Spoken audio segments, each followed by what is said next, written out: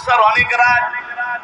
আল্লাহ আগে শিখাই দিছে, মুসা রে, ফেরাউনের সাথে নরম ভাষায় কথা বলবা, গরম ভাষায় কথা বলো না। পয়গম্বর মুসা আলাইহিস সালাম ফেরাউনের দরবারে যায় বলে, ফেরাউন, আপনি এক আল্লাহর প্রতি ঈমান আনেন। ফেরাউন বলে, মুসা রে, আমি আবার কোন আল্লাহর প্রতি ঈমান আনবো? আনা রব্বুকুমুল আলা, আমি তো বড় খোদা। নাউজুবিল্লাহ বলেন। পয়গম্বর মুসা আলাইহিস সালাম বলে, ফেরাউন, আপনি তো খোদা তো দূরের কথা, আপনি এখন পর্যন্ত মানুষই হতে পারেন নাই, আপনি একটা অমানুষ। ফেরাউন বলে, মুসা, এত বড় সাহস, আমার রাজপ্রাসাদে আইসা তুমি আমাকে অমানুষ বললা? বলে, হ্যাঁ, যে আল্লাহ আপনাকে খাওয়ায়, যে আল্লাহ আপনাকে পালে, সেই রবকে আপনি রব মানেন না? যে এই দুনিয়ার জমিনে আল্লাহর রিজিক খায়া, আল্লাহর দেওয়া অক্সিজেন গ্রহণ করে, যে আল্লাহকে আল্লাহ মানে না। আল্লাহ বলতেছেন, উলাইকা কাল আনআমি বাল হুম আযাল, তারা চতুষ্পদ জন্তুর চাইতে আরো নিকৃষ্ট। আল্লাহর কোরআন, ঠিক কিনা বলেন? আমাদের কথা না। পয়গম্বর মুসা বলে, ফেরাউন, আপনি এখন পর্যন্ত মানুষই হইতে পারেন নাই, আপনি তো খোদা হবেন দূরের কথা। ফেরাউন ডাক দিয়ে বলে, মুসা রে, মুখ সামলে কথা বলো, তুমি কি আমার ক্ষমতা সম্বন্ধে জানো না? মুসা আলাইহিস সালাম বলে, আমি আপনার ক্ষমতা সম্বন্ধে জানি, আপনি কি আমাকে চিনেন না? আমি কিন্তু আপনাকে ছোটবেলায় একটা থাপ্পড় মারছিলাম। কথা বলেন, কথা বলেন। পয়গম্বর মুসা ছোটবেলায় ফেরাউনকে, তাও বাম হাত দিয়া, কোন হাত দিয়া? পয়গম্বরকে চুমু দিতে গিয়েছিলেন। আল্লাহ তাআলা বলে, দেখ আমার ক্ষমতা, আমার কারিশমা কাকে বলে। পয়গম্বর মুসা আলাইহিস সালাম ছোটবেলায় একটা থাপ্পড় মারছে ফেরাউনের গালে। পয়গম্বর মুসা বলে, শুনেন ফেরাউন, শুধু আল্লাহ আমাকে বলে দিছে, ফাকুলা লাহু কাওলাল লাইয়িনাল লাআল্লাহু ইয়াতাযাক্কারু আও ইয়াখশা। মুসা রে, তুমি যায়া ফেরাউনের সাথে নরম ভাষায় কথা বইলো, হইতে পারে নরম ভাষার কথা শুইনা সে দ্বীনের প্রতি আসতে পারে। এই কারণে এ ফেরাউন, আমি আপনার সাথে নরম ভাষায় কথা বলছি, নরম ভাষায় কথা বলছি দেখাই আপনি দুর্বলতা ভাববেন না, এটা আপনার ভুল ধারণা। ঠিক কিনা বলেন? এটা আপনার কি ধারণা? ভুল ধারণা। পয়গম্বর মুসা আলাইহিস সালামকে ফেরাউন উদ্দেশ্য করে বলে, আরেকটা যদি তুমি আমাকে তোমার রবের সম্বন্ধে কথা বলো, আমি তোমাকে শেষ করে দিব। পয়গম্বর মুসা বলে, ফেরাউন, তুমি আমার একটা পশমও ছিঁড়তে পারবে না। আল্লাহু আকবার। কারণ পয়গম্বর মুসা জানেন হায়াতের মালিক কে, মৃত্যুর মালিক কে, রিজিকের মালিক কে। ফেরাউন না জানলেও পয়গম্বর মুসা জানে, ফেরাউন আমাকে যতই মৃত্যুর হুমকি দেখ না কেন, হত্যার হুমকি দেখ না কেন, আমার রব যদি না চায়, ফেরাউন আমার একটা পশমও ছিঁড়তে পারবে না। ঠিক কিনা বলেন? কিন্তু ফেরাউন জানে না ওর মৃত্যু ঘনায় আসছে। উলি পাখার যখন মৃত্যু আসে, তখন কিন্তু পাখা গজায়। দেখবেন যে মানুষ সমাজের ভিতরে বেশি উৎপাত করে, তার কিন্তু অচিরেই ধ্বংস হয়।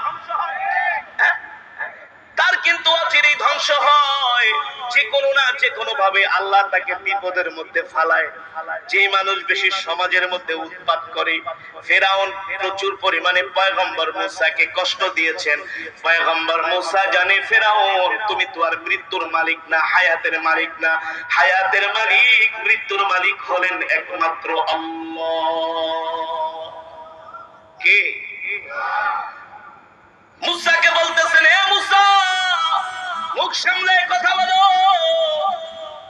নাইলে কিন্তু আমি তোমাকে চরম শিক্ষা দিব। পয়গম্বর মুসা বলে, ফেরাউন, যতই আপনি হুমকি ধামকি দেন না কেন, আমি মুসা কিন্তু আল্লাহর দ্বীনের দাওয়াত থেকে এক চুল পরিমাণ দূরে সরে যাব না। এই কথা বলার পরে ফেরাউন বলে, ঠিক আছে, দেখি তোমার রব তোমাকে আমার হাত থেকে কেমনে বাঁচায়। আল্লাহু আকবার। জোরে বলেন আল্লাহু আকবার। কে বলতেছেন? ফেরাউন বলতেছে, দেখি তোমার রব তোমাকে আমার হাত থেকে কিভাবে বাঁচায়। আল্লাহু আকবার। মুসা বলে, দেখি, আমিও দেখবো তুমি আমার রবের হাত থেকে কেমনে বাঁচো। দেখবো তোমার ক্ষমতা আজকে কোথায় যায়, তোমার সৈন্য সামন্তরা কোথায় যায়। আল্লাহু আকবার।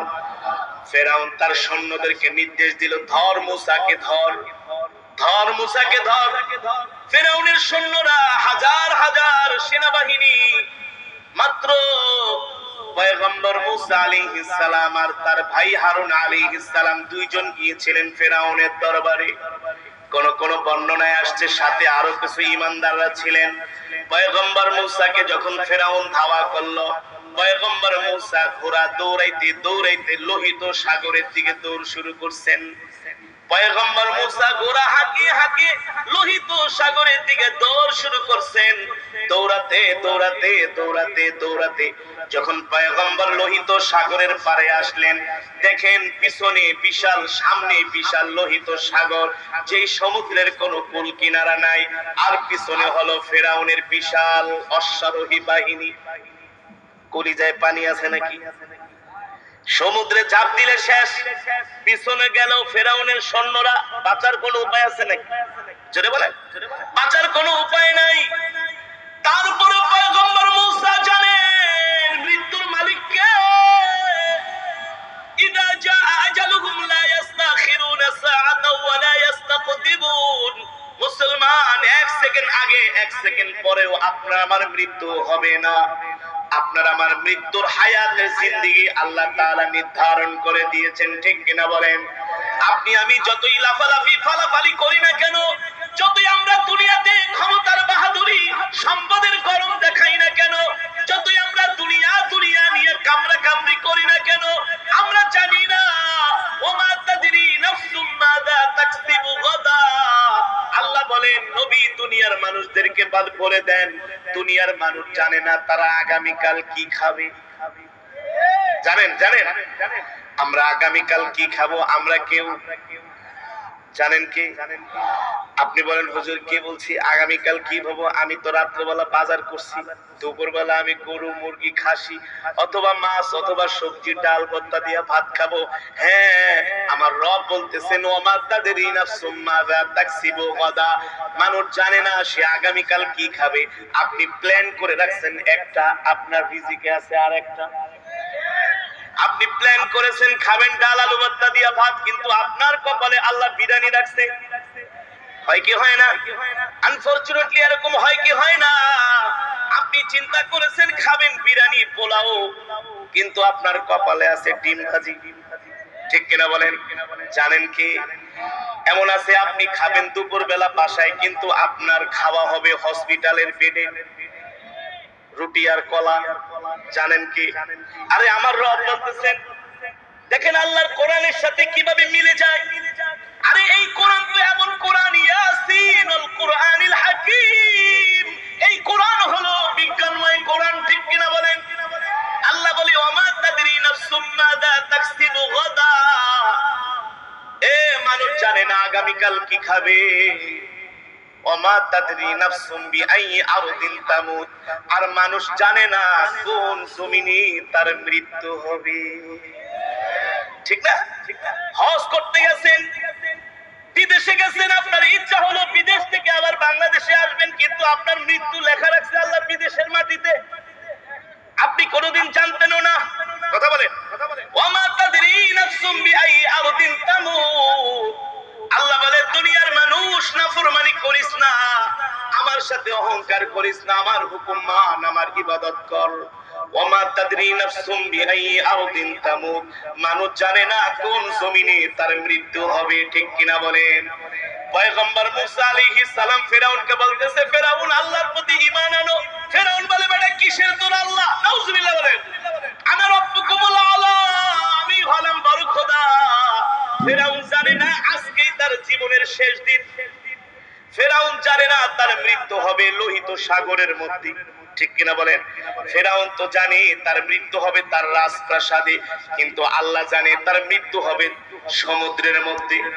এই কারণে ফেরাউন যখন পয়গম্বর মূসা আলাইহিস সালামকে ধাওয়া করতে করতে সমুদ্রের পারে নিয়ে গেলেন, পিছন দিকে পয়গম্বর মূসা দেখেন বিশাল সমুদ্র, আর সামনের দিকে বিশাল ফেরাউনের বাহিনী। পয়গম্বর মূসা ভয় পেয়ে গেলেন, আসমানের দিকে হাত উঠাইলেন, আল্লাহ পিছনে সমুদ্র, পিছনে বিশাল ফেরাউনের বাহিনী, সামনে সমুদ্র। আল্লাহ যদি সমুদ্রে ঝাঁপ দেই, এই সমুদ্র থেকে তো আমার বাঁচা সম্ভব না। আপনি যদি আমাকে সাহায্য না করেন, আল্লাহ আমি কি করব? আল্লাহ তাআলা বললেন, ক্বালা ইন্না রাব্বি সায়াহদিন।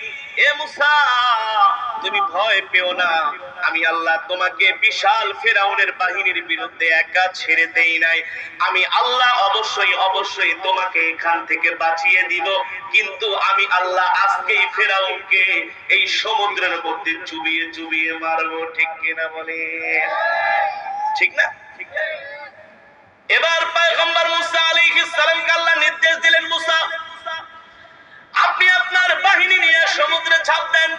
পয়গম্বর মুসা সমুদ্রে ঝাঁপ দিলেন, সাথে সাথে আল্লাহ তাআলা কুদরতি রাস্তা বানিয়ে দিল। ফেরাউন ওই রাস্তা দেখা তার সৈন্যদেরকে বলতেছে, দেখছস আমার ক্ষমতা কি?